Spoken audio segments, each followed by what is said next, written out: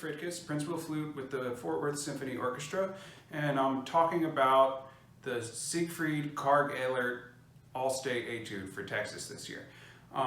So the good news comes first. I think that this one is marked very, very, very fast.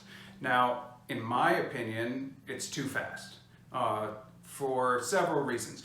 It says Allegro alla Handel, non troppo brillante, suggesting a slightly slower allegro, more in the style of Handel in the Baroque period.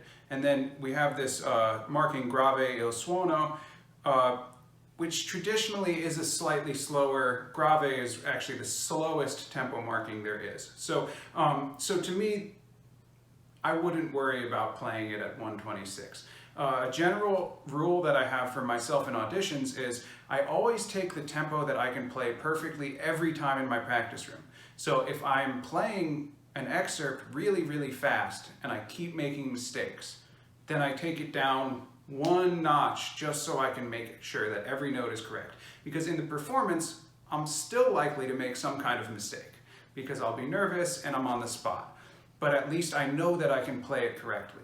And I've used this strategy in professional auditions, where I've played things literally 10 clicks on the metronome slower than they're marked, and I've advanced and won in those cases. So that's never held me back. I'd rather play through cleanly the first time, even if it's slightly slower, and have the audition committee or the judge ask me to play it again a little faster. And then if I mess up when I play it faster, at least have showed them that I could play it slower correctly, and it wasn't just a problem of me not learning the notes.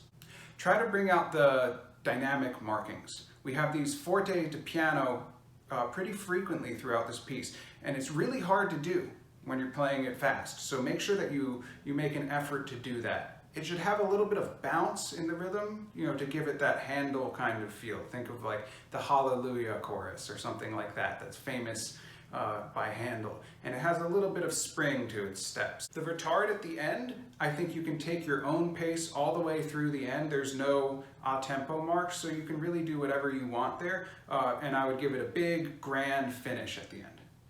Something that's really important to remember leading up to an audition is to make sure that your instrument's in good shape. If your flute is out of alignment or the keys aren't closing properly, playing something like this is going to be really difficult because it's already really hard technically, and maybe the E isn't sealing correctly, and you might think you're making a mistake, but actually maybe the pad just isn't sealing on your flute. So you can visit the Carolyn Nussbaum store, and they do all flute repairs, and they'll do little checkups. They can fix one key or overhaul the whole flute. And actually, before I won my audition for the Fort Worth Symphony, at that time I was principal flute in the South Dakota Symphony, and I didn't know any flute repair people there because I hadn't been there very long, and I fluted Texas for the audition, and my flute broke. So the morning of my audition, I actually went to the Nussbaum company, they fixed my flute, I went and played, and I won. So, I can personally vouch for them. Make sure your instruments are in good shape. Another thing you can find at the Nussbaum shop is a huge collection of music, including a book with all of the etudes for All-State that you'll ever need. And so call the shop and ask about that. It's a great resource for everybody.